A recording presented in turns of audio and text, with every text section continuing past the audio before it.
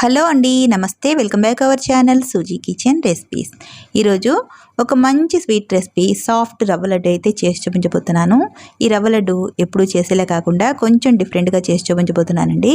Taste అయితే చాలా చాలా బాగుంటుంది. మరి ఈ రవ్వ లడ్డు రెసిపీని ఎలా ప్రిపేర్ చేసుకోవాలో ఇప్పుడైతే వీడియోలో చూసేయండి. ముందుగా ఇలా ఒక గిన్నె తీసుకోండి. ఇందులోకి 1 కప్పు వరకు సూజీ రవ్వని అయితే వేసుకోండి. ఉప్మా రవ్వ అంటాం కదా, ఈ రవ్వని 1 కప్పు వరకు వేసుకొని ఇదే కప్పు మెజర్మెంట్తో అన్నీ కూడా చూపిస్తున్నానండి. ఇందులోనే ఒక అరకప్పు వరకు శనగపిండి అయితే వేసుకోవాలి. ఆ తర్వాత ఈ కప్పుతోనే ఒక పావు కప్పు వరకు మిల్క్ పౌడర్ని అయితే వేసుకోవాలి. స్పూన్తో అయితే ఒక 4 టేబుల్ స్పూన్లు ఉంటుందండి. ఇలా మిల్క్ పౌడర్ కూడా వేసిన తర్వాత ఇందులోకి ఒక 2 టేబుల్ స్పూన్ల వరకు నెయ్యిని అయితే వేసుకోవాలి. ఇలా నెయ్యి వేసిన తర్వాత ఈ రవ్వ మిశ్రమంలో ఈ నెయ్యి అంతా కూడా కలిసేలాగా చేయితో ఇలా రబ్ చేసుకుంటూ ఇదంతా కూడా కలిపేసుకోవాలి. నెయ్యి ఏమైనా కొంచెం తక్కువగా అనిపిస్తే మరొక 2 టేబుల్ స్పూన్లు వేసుకొని ఈ రవ్వకి ఈ నెయ్యి పట్టేలాగా ఇలా రబ్ చేసుకుంటూ చక్కగా కలిపేసుకోవాలి. చూసారా, ఇలా నెయ్యి అంతా పట్టేసుకోవాలి. ఇలా కలిపిన తర్వాత ఇప్పుడు ఇందులోకి కాచి చల్లార్చిన పాలని ఒక అర గ్లాసు వరకు తీసుకోవాలి. ఈ పాలని మొత్తం ఒకేసారి కాకుండా ఇలా కొద్ది కొద్దిగా వేసుకుంటూ ఈ రవ్వ అంతా కూడా చక్కగా కలిపేసుకోవాలి. ఇప్పుడు ఇందులోకి ఒక పావు కప్పు వరకు ఎండు కొబ్బరిని అయితే వేసేసుకోవాలండి. డెసికేటెడ్ ఎండు కొబ్బరి ఉంటుంది కదా, దీన్ని ఒక పావు కప్పు అయితే తీసుకున్నాను. లేదంటే ఎండు కొబ్బరిని ఒక హాఫ్ ముక్క వరకు మిక్సీ పట్టేసైనా వేసేసుకోవచ్చు. ఈ ఎండు కొబ్బరి వచ్చేసి ముందుగానే వేసేసుకోవచ్చు అండి. నేను ముందుగా వేయడం మర్చిపోయాను కాబట్టి ఇప్పుడు వేసాను. ఇలా ఎండు కొబ్బరి వేసి కలిపిన తర్వాత ఈ మిగిలిన పాలని కొద్ది కొద్దిగా వేసుకుంటూ ఈ రవ్వ మిశ్రమాన్ని చపాతీ ముద్దలాగా కలిపేసుకోవాలి.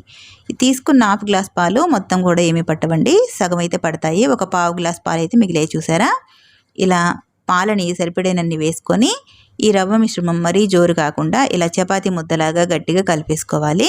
ఇక్కడ చూపిస్తున్న విధంగా ఇలా కలిపేసుకొని ఈ రవ్వని ఒక 10 నిమిషాలైనా సరే నాననివ్వాలి. అప్పుడే చక్కగా నానిపోతుంది. ఇలా మూత పెట్టి ఒక 10 నిమిషాలు ఉంచారంటే చక్కగా నానుతుంది రవ్వ. మనకి రవ్వ కూడా కొంచెం గట్టి పడుతుందండి. పాలంతా కూడా పీల్చేసుకొని ఇప్పుడు ఈ పిండి ముద్దను తీసేసుకొని కొద్దిగా ఫ్లాట్గా ప్రెస్ చేసి పూరీకర్రతో ఇలా చపాతీలాగా రోల్ చేసుకోవాలి. మరీ పల్చగా ఏం రాదండి, కొంచెం మందంగానే వస్తుంది. ఇలా వీలైనంత పల్చగా రోల్ చేసుకోవాలి. ఇలా మొత్తం కూడా రోల్ చేసేసుకున్నారంటే మనకి చపాతీలాగా వచ్చేస్తుంది. ఇప్పుడు చూసారా, మీకు చూపిస్తున్నాను. మరీ పల్చగా లేదు, మరీ మందగా లేదు. ఈ విధంగా రోల్ చేసేసుకొని ఇప్పుడు దీన్ని అయితే ఫ్రై చేసుకుందాం. స్టవ్ ఆన్ చేసి ఇలా ఒక ప్యాన్ పెట్టేసుకొని వేడెక్కిన తర్వాత రోల్ చేసుకున్న ఈ రవ్వ చపాతీని ఇలా పెనం మీద పెట్టేసి ఫ్రై చేసుకోవాలి. మంటని మీడియం ఫ్లేమ్లో పెట్టేసి చిన్న మంట మీదనే ఒకవైపు నెమ్మదిగా ఇలా ఫ్రై చేసుకోవాలి. ముందుగా పెనం మీద ఆయిల్ ఏమీ వేయాల్సిన అవసరం లేదు. ఇలా ఒకవైపు కొద్దిగా ఫ్రై అయిన తర్వాత ఇలా గరిటతో రెండో వైపు టర్న్ చేసేసుకొని ఫ్రై చేసుకోవాలి. ఇలా టర్న్ చేసిన తర్వాత పైవైపు కొంచెం పొడి పొడిగా ఉంటుందండి. 1 స్పూన్ నెయ్యి వరకు వేసేసుకొని ఇలా మొత్తం కూడా అప్లై చేసేసుకోండి. 1 స్పూన్ నెయ్యి అయితే ఇలా నెయ్యి కొద్దిగా అప్లై చేసేసుకున్న తర్వాత రెండో వైపు కూడా చక్కగా ఫ్రై అయిపోతూ ఉంటుంది. దీన్ని వీలైనంత చిన్న మంట మీద నెమ్మదిగా ఫ్రై చేయాలండి. చూడండి, రెండో వైపు కూడా టర్న్ చేసి ఈ రెండో వైపు కూడా నెయ్యిని అప్లై చేసుకోవాలి 1 స్పూన్ వరకు. ఇలా మొత్తం కూడా అప్లై చేసేసుకున్నారంటే రెండు వైపులా చక్కగా రోస్ట్ అయిపోతుంది. మనకి పెంక రొట్టె ఎలా కాల్చుతామో అలా కాల్చేసుకోవాలి. ఇలా కాల్చేసుకున్న తర్వాత దీన్ని ఒక ప్లేట్లోకి అయితే పెట్టేసుకోండి. ఇది పూర్తిగా చల్లారేంతలోపు పక్కన పెట్టేసుకోండి. ఈలోపు దీనికి కావాల్సిన షుగర్ సిరప్ని అయితే రెడీ చేసుకుందాం. స్టవ్ ఆన్ చేసి ఇలా ఒక ప్యాన్ పెట్టేసుకొని ఇందులోకి రవ్వ తీసుకున్న కప్పుతో 1 కప్పు వరకు షుగర్ వేసుకోవాలి. అలాగే అరకప్పు వరకు నీళ్ళని వేసుకోవాలి. ఇలా నీళ్ళని వేసుకొని ఈ చక్కెర అంతా కూడా కరిగించేసుకోండి. ఇలా కలుపుతూ ఉండగానే మనకు పాకం అయితే వచ్చేస్తుంది. ఇదంతా కూడా కరిగిపోయి ఇక్కడ పాకం అయితే వచ్చేసిందండి. ఇక్కడ మీకు పాకం చూపిస్తాను. మరీ గట్టి పాకం ఏం రావద్దు. ఇలా సన్న తీగ పాకం వచ్చేంత వరకు మరిగించేసుకోవాలి. ఇలా తీగ పాకం వచ్చిన తర్వాత స్టవ్ ఆఫ్ చేసి ఈ పాకాన్ని అయితే పక్కన పెట్టేసుకోండి.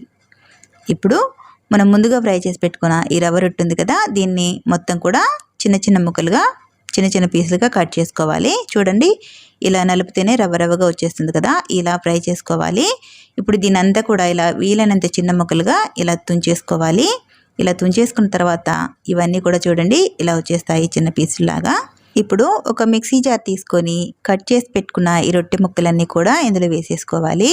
ఇందులో వేసేసుకొని ఇందులోకి మంచి ఫ్లేవర్ కోసం ఒక 4 ఇలాచీలను అయితే వేసేసుకోండి.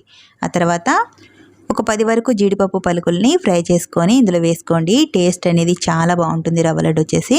ఇలా వేసిన తర్వాత మెత్తగా గ్రైండ్ చేసేసుకోవాలి. ఇలా గ్రైండ్ చేసుకున్న ఈ రవ్వ మిశ్రమాన్ని ఇలా ఒక గిన్నెలోకి వేసేసుకోండి. మొత్తం కూడా వేసేసుకున్న తర్వాత చూపిస్తున్నాను చూడండి. రవ్వ అయితే ఎక్కడ కూడా రొట్టె పీసులు లేకుండా చక్కగా మెత్తగా వచ్చేసింది. జీడిపప్పు పలుకులు కూడా మెత్తగా అయిపోయాయండి.